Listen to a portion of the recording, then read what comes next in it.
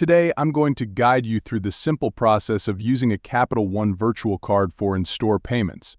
If you possess a Capital One virtual card and wish to make an in-store purchase, the first step is to add your virtual card to your digital wallet. This could be your Apple Wallet for iPhone users or Google Wallet for those with Android devices.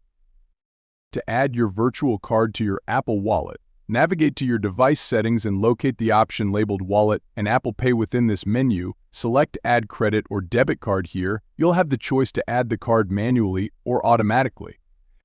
Since we're dealing with a virtual card, manual entry is necessary. Input the card details including the card number, CVV, and expiry date. Once your virtual card is successfully added to your digital wallet, using it for payments is a breeze. Simply approach the credit card terminal at the store and place your phone near it. Your device will detect the terminal, and your virtual card option will appear on the screen. Select your Capital One virtual card, and the payment will be processed seamlessly.